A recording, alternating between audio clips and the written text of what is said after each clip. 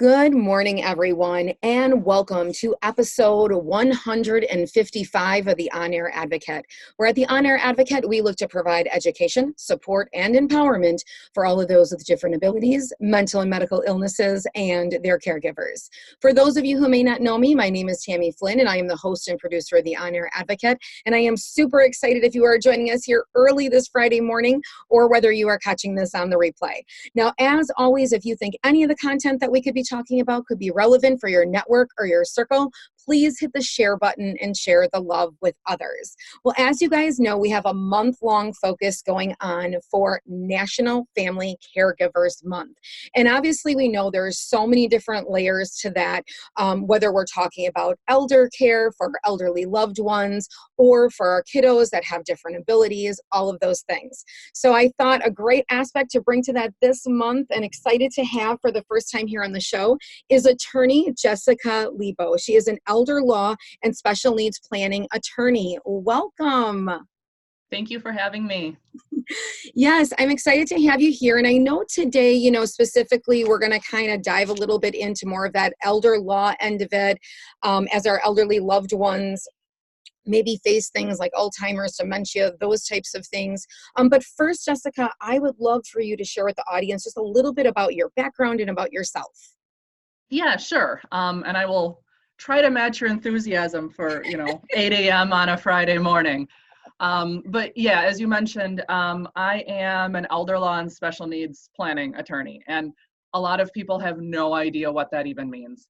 Right. So it was something that I actually got interested in back when I was in law school. I also had never heard of it before I started law school, but I knew that I wanted to do some sort of work related to, I didn't want to be the person necessarily in the back room all the time. I wanted to work with people. I wanted to problem solve. I didn't actually know I wanted to be in court as much as I am these days. But I knew that I wanted to do something. I thought it was perhaps going to be family law or juvenile law, but I did some internships and had some experiences that really kind of guided me towards elder law. And then we can talk about what elder law even is. But, I had a lot of experience working, because we're in Wisconsin and I was in law school in Milwaukee, working with Milwaukee County with their division that deals with mental health cases and with guardianship law. And then I also worked with the Legal Aid Society that does a lot of disability benefits and elder law related things for older individuals and individuals with disabilities who don't have the means to pay for it. And then at the same time, I was interning at an estate planning firm, which a lot of people think elder law is just kind of a subset of estate planning. But it's really not. That's kind of how it started, with estate planning being the wills and trusts and all that sort of thing. But we kept bumping into these issues that pop up inevitably for everybody, who does normal estate planning, whatever that means. There was always an issue in somebody's family. They either had, on the younger end, a child with a disability that they needed to do planning for. Or, if we're all lucky enough, we all get old and we run into all of these issues that come up. So dealing with, we have a dementia diagnosis. What does that mean for our estate plan? Or somebody needs to head to the nursing home. What is that going to look like? What does that even mean? And what ended up happening was that was the side of things that I became more and more interested in.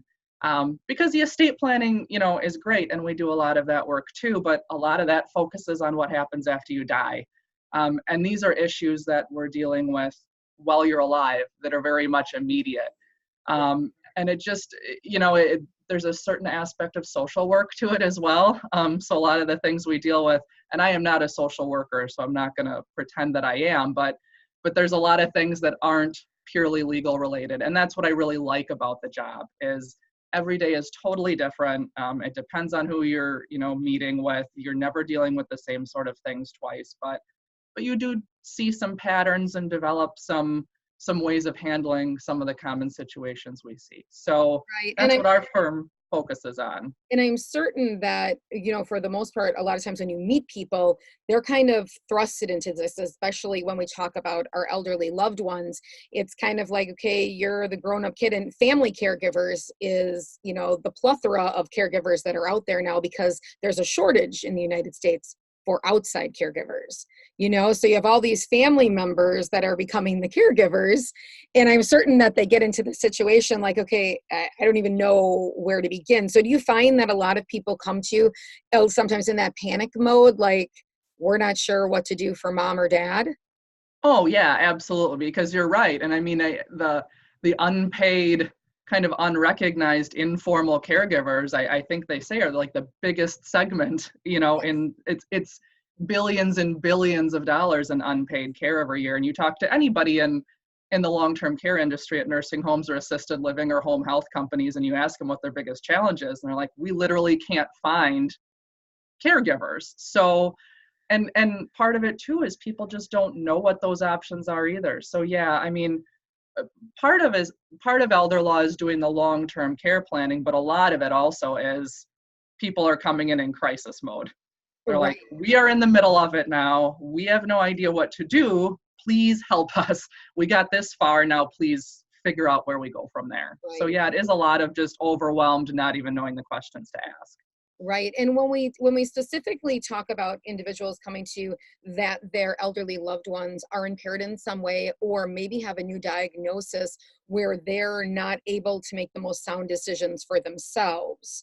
I know that's what we were going to kind of dive a little bit more into today, really navigating through dementia caregiving. And when you get that, when you get that diagnosis, when you take on that family member, what does that mean?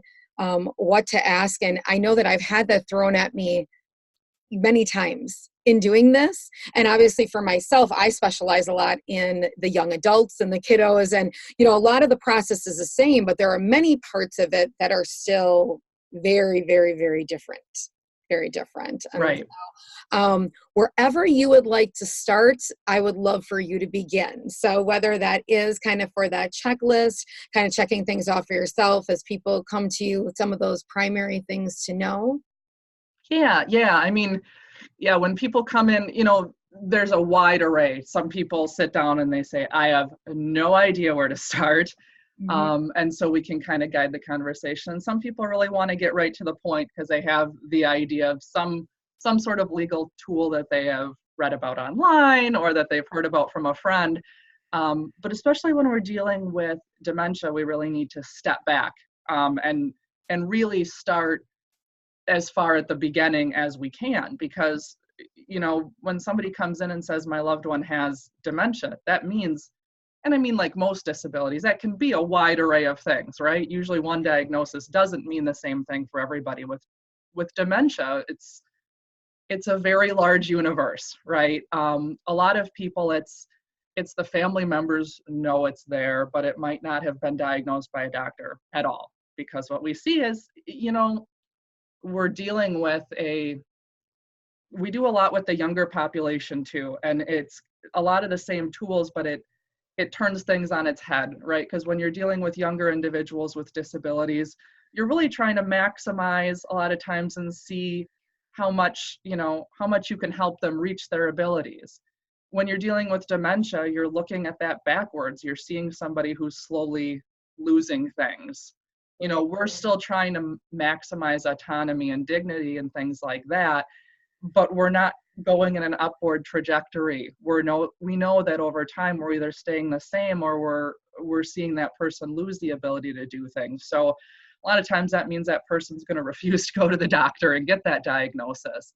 And a lot of times it's not talked about either. That my business partner's actually in DC right now promoting some legislation that the Alzheimer's Association's working on, because a lot of times doctors don't get paid to have those conversations with people either, to talk about what that diagnosis is. A lot of people who have the diagnosis don't even know they have the diagnosis. So we're dealing with that. So to kind of bring us back on track with what you asked, Right. When we have people in the office and they say, mom has dementia, we kind of start with saying, what does that look like in your case, right? Because it's a big spectrum too.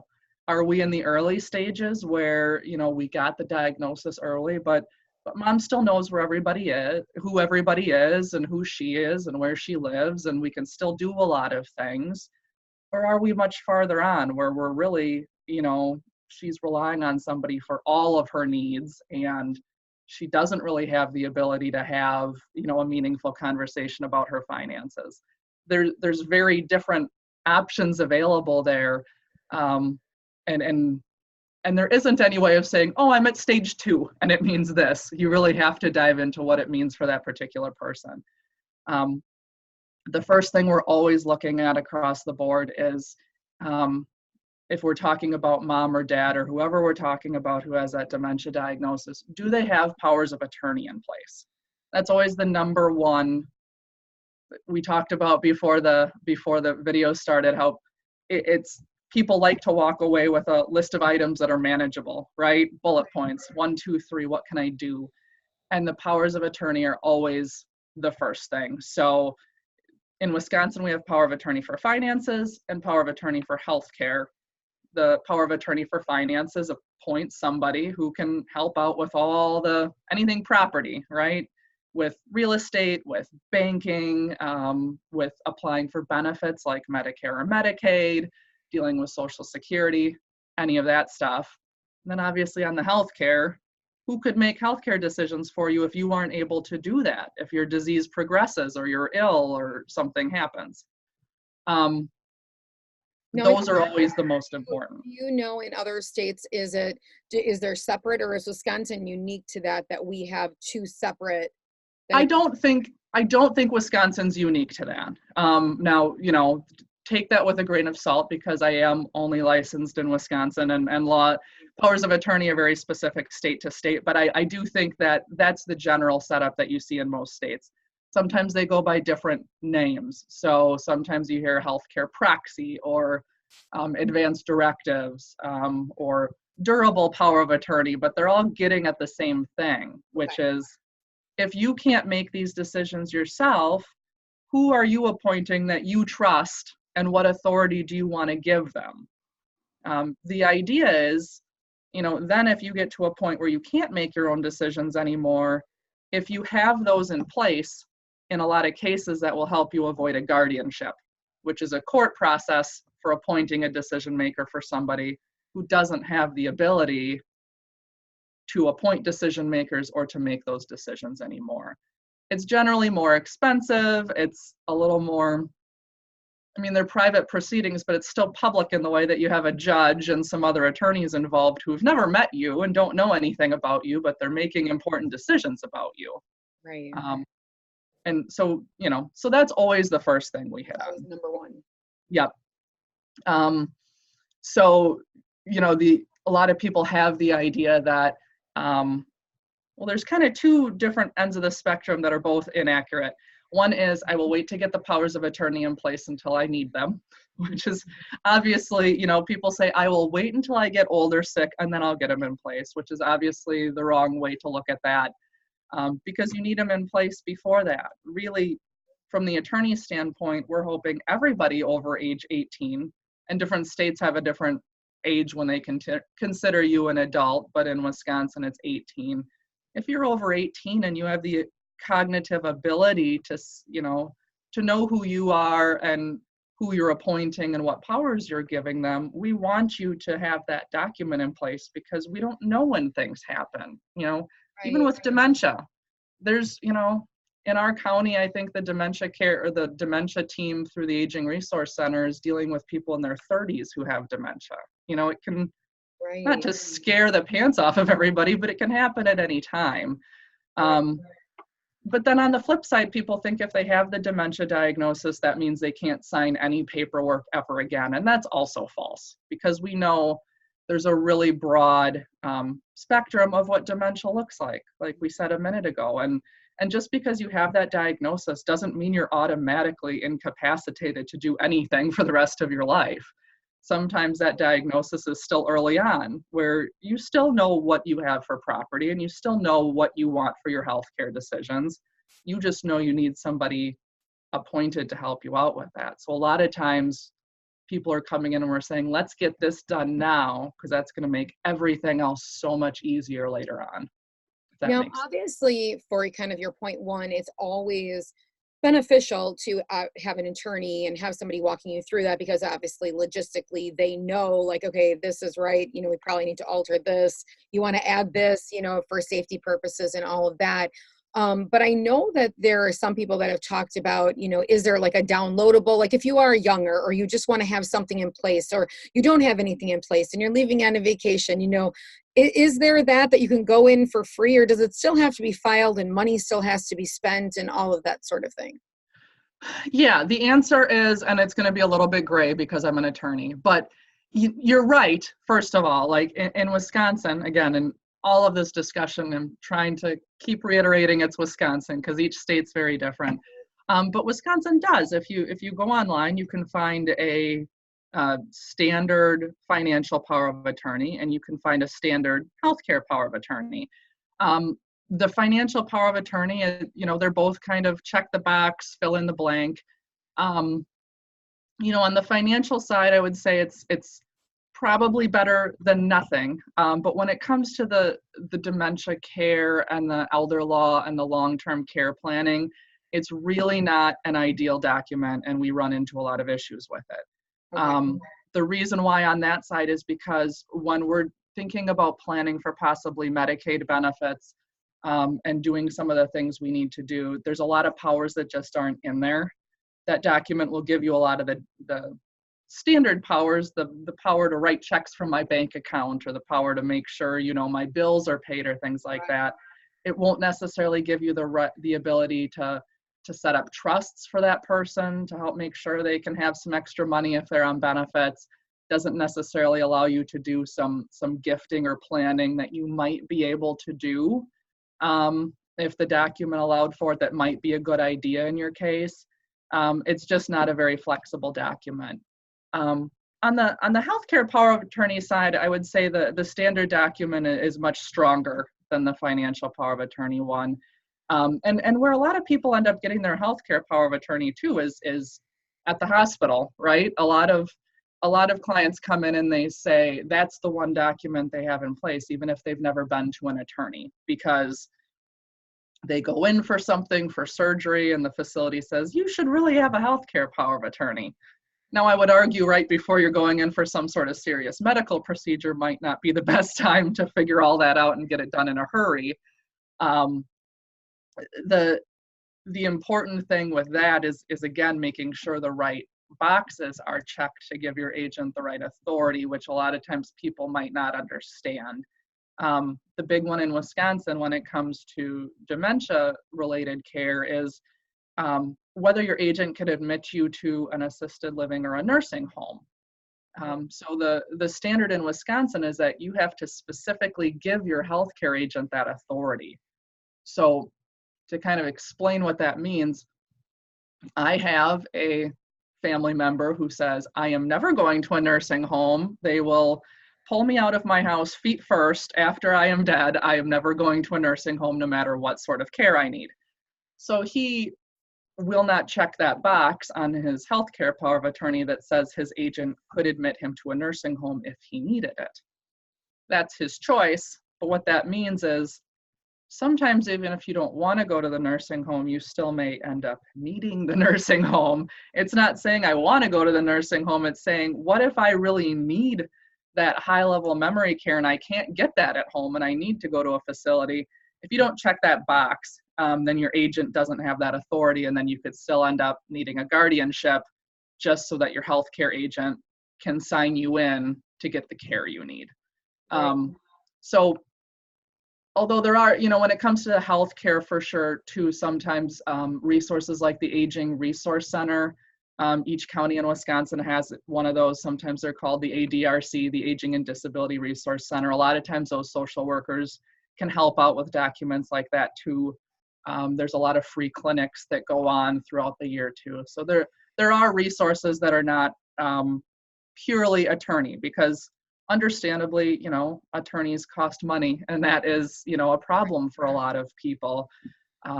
If you're going to do it as part of a bigger long-term care plan, if you are trying to preserve assets, if you do have a complicated situation, I suppose I may come off as slightly biased, but I think, those are the cases where meeting with the attorney is really going to be a good idea. But there are other ways to do it as well. Right. But I can see that sometimes people mean well, but they could get themselves into a sticky situation, because I'm Right. thinking if you did it online, you had it there, but then you got to the hospital, something occurred, but the right things weren't checked and documented. Well, then you're stuck, right? Because then that legal document has to be reversed in some way, right? Or canceled. I don't, and Yeah, that's the thing. Sometimes you don't find out what the problem is until it's too late, right? Because it's once that healthcare power of attorney has actually been activated, then you realize it's a problem. And the other thing that's important too, whether you go through an attorney or not, whether you go through, a social worker or some other avenue, is, you are naming somebody and you are giving them a lot of power and a lot of authority, really important authority. And it's not, we talk, Ozaukee County just had a healthcare power of attorney clinic where people could come in for free and get a healthcare power of attorney done if they counted as elderly. But an important part of that discussion is that the paper document is only half of the story. The other half of it is really having that conversation with your agent saying, I'm giving you these important decisions and I'm giving you the legal authority to do these things, but here's what I want for my care. And this is what I want that to look like. And this is what I want you to understand when you are making decisions for me, and that varies very widely between, from person to person. But you have to keep in mind that agent's going to be making decisions when you can't anymore. And you might not be able to tell them what you want anymore. So, you need to have, wherever you go to get your power of attorney done, you need to have that ongoing conversation with them about, especially if you have a dementia diagnosis or something like that, where you can literally forget who you are and who they are. This is what's important to me. Remember this if I can't tell you that later on. Right.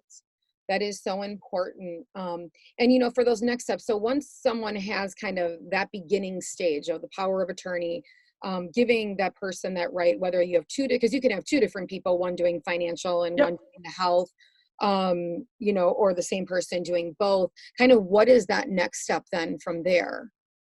So a lot of what we're talking about then, especially since we're kind of on the topic of caregiving related to dementia. So, the standard, not the standard client, because every client's a little bit different, but one of the patterns that we will see commonly is something along the lines of, mom comes in and maybe daughter comes along too. And they say, mom has this diagnosis. We aren't really sure what it's going to look like in the future, but here's where we are right now. Daughter's providing, daughter has a full-time job, daughter has kids, daughter has all of her own stuff going on. Daughter's also filling in, and daughter will say, oh, I'm only helping out a little bit, but I'm, cooking all of the meals and I'm doing all the laundry and I'm coming over to clean the house and I'm coming anytime that mom falls and I'm doing all of these things. Right. What should we be thinking about?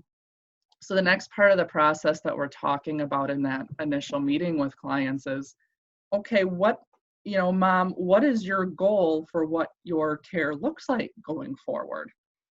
Because to some extent, and it's going to depend on finances and what that condition looks like going forward too, but an important part of this is, what are you hoping to get out of this? Do you want to stay at home as long as possible? Are you fine with moving to an assisted living facility because you have some friends there, or you're familiar with the place? What sort of plan are we setting up? And a lot of the process is explaining to people what those long-term care options are, because there are a ton of them. They are super complicated. And a lot of the information people have are based on, the person at the facility that gave them a tour, or again, getting information from next door neighbors or friends, which can or cannot be very reliable. So we go through those stages because, there are a million companies that will come into your home to provide care at home, right? And what that looks like, and explaining that. It costs money, care it's a very, very hard job. Even with the money that it costs, I don't know that, that I would do that care for that amount of money. It's expensive, but that will allow a lot of people to stay in their home if they want to. Going through what assisted living is in Wisconsin, which a lot of times people don't understand, and going through all of those options.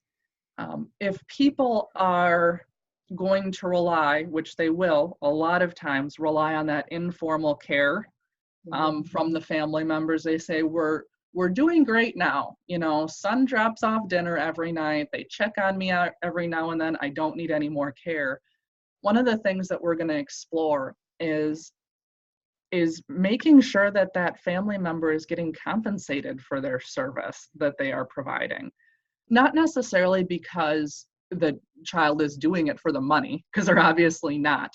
But if we're looking at things like Medicaid eligibility down the road, or if we're looking at having to spend down money to become eligible for Medicaid or getting rid of assets, if it's a difference between spending all of the money on the nursing home in the future or making sure that your child is compensated for all of the things that if they weren't providing them, you would have to pay somebody else. Nobody else other than your family is going to volunteer to clean your house for free and to help out with, potentially much higher level things, bathing and toileting and dressing and things like that. Because from a Medicaid perspective, they don't let you go back and pay your family members retroactively. So what I get from a lot of people, I had a meeting yesterday where they said, oh, well, so we can do it going forward. This would have been nice to know 2.5 years ago when we started doing this. Because you can't go back. Medicaid won't let you do it retroactively, but if you have a relatively basic written agreement in place going forward, which is something we can help people with. So that's kind of the second thing after the powers of attorney. We go through, okay, what does the care look like right now? And are we setting ourselves up for success at this point? Right. And I think when you say that, for so many people that are out there, they are doing that care. But if the family hasn't sat down, like you're saying, and allocated, like, okay, we have too many assets to get, Medicare or these services or these supportive services, then there's no services. And then if you're relying on your family members to do that, and you only have one child or two children doing it, and they're losing wages from work, a lot of times, family caregivers end up losing their jobs over it for the care that they're giving. Well, then now you're spending all of your money because, what I'm saying, you're paying out of pocket, but now your child doesn't have a job and they have a house and they have kids. And so it's very hard because there are for every single state, there's all of those cutoff points of what you can have, what you can't have, right? And assets, and kind of breaking that down. Yeah, and we go through all of that too, because a lot of times that's what people want to know too, because, Google's an amazing tool and tells us all sorts of stuff. But again, a lot of people get the misnomer that Medicare is going to cover their stay if they have to go into a nursing home or assisted living long term, which is not true. We get that idea because if you fall and break your hip and you need to go to rehab for a couple of weeks or a month, Medicare will pay for that. But it was never designed to pay if you need to stay in that nursing home long term or if you need to go to assisted living. So that's where the Medicaid program picks up. I have no idea why they're named so similarly. It confuses people to no end. Medicaid goes by a million different names, Title 19, T19, medical assistance. In Wisconsin, they break it down into, institutional Medicaid and family care and IRIS and waiver benefits and all of these things. But there are asset limits that go along with it. And those asset limits can be pretty complicated, especially if you're married, because the idea is, if husband needs to go into the nursing home because he has, advanced dementia and really needs that 24-hour care, wife is still allowed to have certain things. Right. But the rules are complicated. And that's one of the big things we generally will talk to people about in that meeting, because there's a ton of just really inaccurate advice that swirls around, because a lot of times people, they assume, and again, nothing against different people trying to give advice, but there's a lot of people giving legal advice that aren't attorneys. And they'll say, I'm not an attorney, I can't give you legal advice, but you should probably sell your house in order to get on Medicaid, which is wrong. It's totally wrong. And we try as much as possible to get people before that stage, before they've done something that messes up what they could have done better.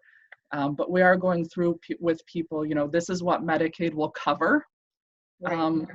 Medicaid is not necessarily going to cover, the 24-hour care in your home, right? Medicaid is not necessarily going to let you, there are programs where you can have your family members paid to care for you through Medicaid. There's some limitations on it. But a lot of those nice home health care companies, if you have caregivers that you already like coming into your home, Medicaid isn't, a lot of those don't accept Medicaid as payment. Right. There's some nursing homes that accept Medicaid and some that don't. There's some assisted living facilities that accept it and some don't. And if it's an assisted living facility, they can have all sorts of crazy rules, like they want you to pay so long with your own money first. They, want you to, they can put a lot of different things in their contract. So, without going too much into the weeds, that's a very small explanation of, there's a lot of stuff swirling around. So when we're talking with clients, we're saying, this is what Medicaid will cover, and this is what they will let you keep and still get on it. Is that at all consistent with your goals? Right. And some people will decide it's not. Right. And I think for family planning, when you have, kids, you're taking care of your parents, a lot of times you have the best intention when you start. Like, we're going to do this, and we're going to drop off dinner, and you're going to do laundry, and we got this covered. And then what they think might be a year's worth of time turns into 3 years or 4 years or 5 years. And really being honest with yourself, with your life as an individual, and taking care of self-care for yourself and your mental health. How long as, the caregiver, a family caregiver, can you sustain? Yes, and that's a super important topic that most caregivers don't want to talk about. But that's kind of where the whole title of this presentation came from, because there, especially between husbands and wives, a lot of times, but not just husbands and wives, a lot of times it's the kids too, who, before mom died, daughter promised that she would take care of husband, if anything, and there's this idea that in order to follow through with that promise, or to follow through with your marital vows, that you literally have to go down with the ship, that you need to sacrifice everything, that is the only acceptable way to do it, that it's not acceptable to say that you need help, which leads us to some pretty bad situations, right? Because one, especially with dementia care, these are people who sundown, things get worse in the evenings. They can become nocturnal, where they will be up all night. No human being can provide 24-hour care on their own to another person. And, and when we're dealing with older individuals too, husband caring for wife or vice versa, we'll see, wife who's 5 feet tall and 100 pounds, who's responsible for bathing and dressing her 6 foot tall 250 pound husband. Right. We get in situations where aside from the mental drain, which is incredibly real and creates a lot of hardship too, you can end up in a situation where both people end up injured. They both end up in a nursing home because you were trying so hard to try to keep things internal and not ask for help, and thinking you have to do all of it yourself. So we do spend a decent amount of time trying to reprogram that a little bit, that there's you don't need to be a martyr for the cause. There's a reasonable line that you can set for yourself. Right. To be able to do that. And I think that for those that maybe haven't ever investigated, the statistics are profound. So, they say that an average caregiver, and when we think about caregiver, which I think this is unique too, when they say the word caregiver, we all think of our elderly loved ones. We think of our grandma. We think of, someone that is in their aging years. But a caregiver, as we know, can be of any age. And for those of us that are caring for our kids with different abilities, it's a lifelong run. It's like a marathon. It can be 50, 60, 70, years of doing that caregiving. And all the statistics that are out really only hit it at about a 3-year median. So they say an average caregiver is a caregiver from 1 to 5 years. Okay, averagely. And at 3 years, over 75% of all caregivers have to seek out mental health help. Okay, so that's powerful when you think, okay, if they're going on an average that it only goes from 1 to 5 years, 3 years is kind of that middle breaking point. What about the lifelong caregivers? And that's why I say, Right. Though I'm in a different position in being a caregiver for a young adult, is that, families really need to be realistic with themselves in that planning, because we all want to say to grandma, we all want to say to our parents, we're going to do it all. We're not going to put you in a nursing home. We're not going to do this. We're not going to do that. But really, all of you together, do you have the endurance, the mental health space, your own life to be able to do that and still be healthy and not put yourself? Well, yeah, exactly. And a lot of times people don't have a whole team to be working with, right? I mean, a lot of times it's because we all live all over the country now. It's not necessarily that you have a big family nearby who can help out with everything. A lot of times it'll fall on one child or one sibling or one parent. And even if there's a lot of family members, I had a client recently who said, it'd be nice if I had a sibling to help. And it's like, well, are you sure they would help or not? Because, we see the dynamic in families that, no matter how many people there are, usually that caregiving does tend to fall on one person more heavily than the other. Mm-hmm. And if you're dealing, you're working with somebody who is younger and has a disability, or even older, that 5 years, it doesn't just end. A lot of people are looking at this without a real deadline on it. And how do you deal with that? And a big part of that is, there are a lot of really good resources out there to help support people, whether it's, groups of other parents who are like, well, nobody else understands this, but at least we all understand this. Right. On the dementia side, there's a lot of, the Alzheimer's Association has a lot of resources. The counties, have caregiver connections and all sorts of things. But it's hard to seek those out a lot of times. It's kind of, I particularly get this from a lot of the parents of kids with disabilities, but a lot of the older caregivers too, is, okay, where do I go to get all of this information? It's like, well, there's nowhere to go to get all of you're piecing it together. But, one of the things we're trying to do with people is saying, here are some resources.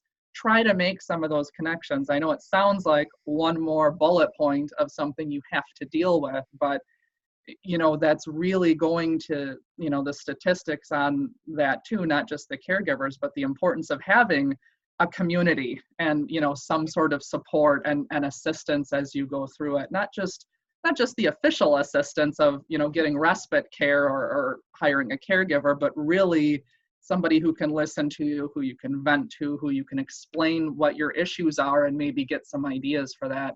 It's a very, very important part of the process. Yes, definitely. And so would you have one more point? I know we've went through kind of point 1, 2, one last point that you think would be, your kind of your next layer to this. Well, it depends, it depends very widely on what the situation is. I'd say, just to kind of reiterate the powers of attorney and the decision makers, those are super important.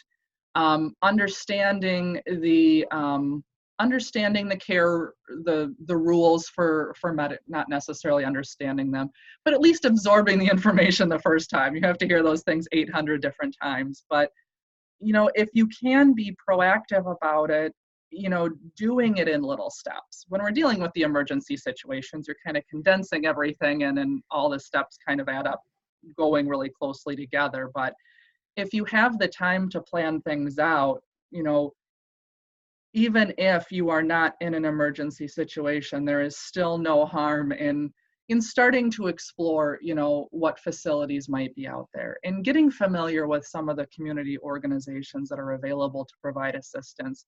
Whether you think you're going to use them now or not, If Right. you can do some of that legwork before you are in a crisis situation, before you're in an emergency, that can be really helpful. And kind of the other side of that coin, because I am an attorney and we are dealing with a lot of the money things a lot of times, is whether you are going to be private paying for your care and applying for an assisted living facility to pay on your own, or whether you're going to apply for Medicaid. Having a really good organized picture of what your finances looks like is always going to be important, because Medicaid's going to want that. If you fill out the application for assisted living or nursing home, it's a shorter application than Medicaid, but they still want to know, what assets do you have. So starting that process sooner rather than later can be really helpful too, because a lot of times, people have gathered things over time. They still have that little MetLife policy that their great grandma bought them for $5 because it had like Snoopy on the advertisement back, 80 years ago. Just gathering all of that, and if it's kids helping out parents, it doesn't need to be sophisticated. Have a file drawer, have a place in the house, and that's where all the important paperwork's going to go. So that if something does happen and you need to move fast, you're not having to do that at the last minute. Yeah, and I think that, hiring legal counsel, if you can, and if you can, afford to do that and start that planning that way, is so important. And I mean, I've just found through my journey is that we can dig through all the information we want. We call and we ask for the resources and the perimeters and this, but when it comes to, some of these fine niche things, you really need to get that legal aspect of it. You know what I'm saying? And know, like, can you do this or can't you do it?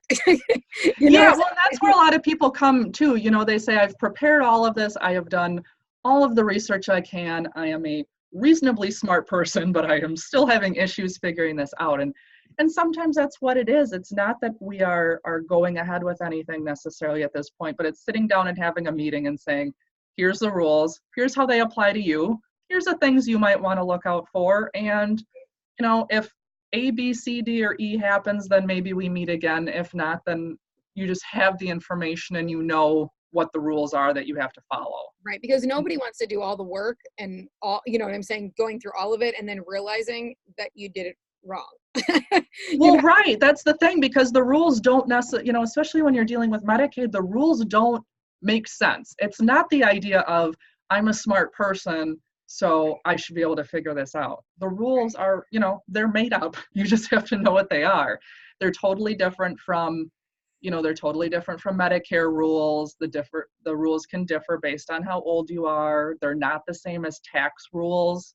So if you're thinking about, what your accountant has told you, it can, you can be looking at a completely different set of things. And it has nothing to do with, oh, I should have known this. A lot of people don't want to come in because they're afraid to admit what they don't know.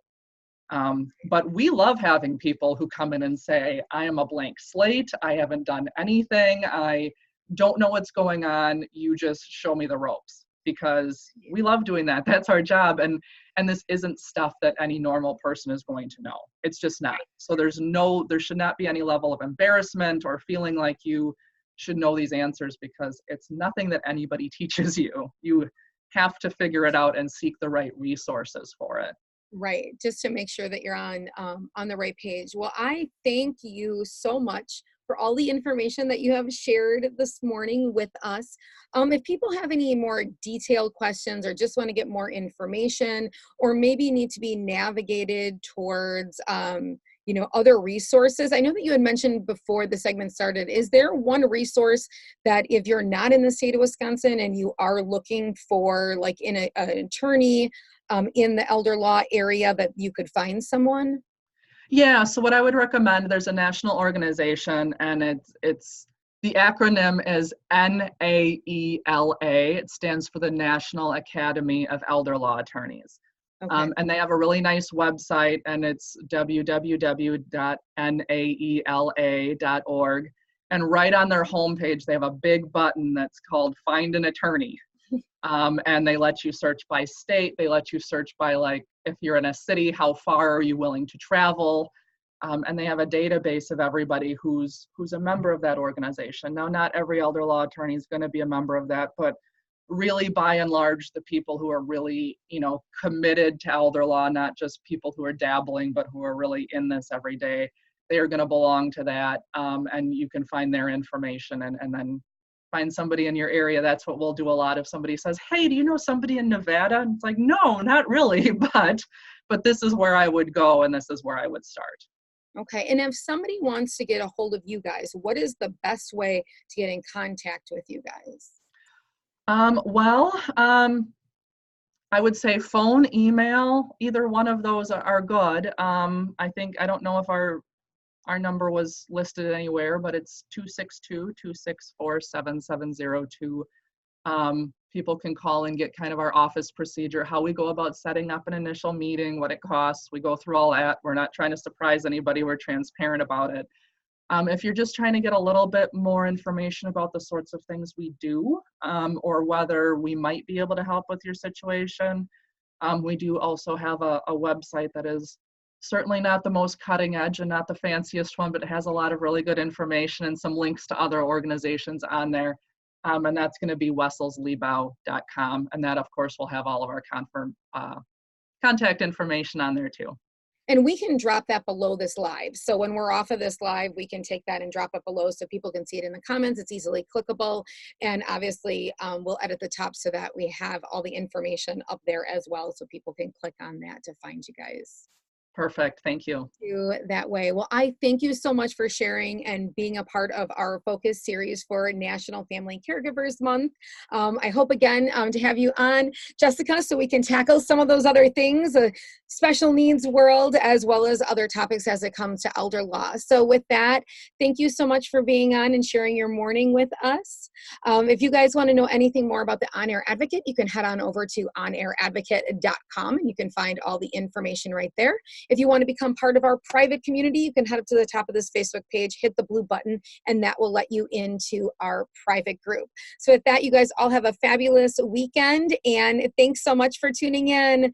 Bye, guys.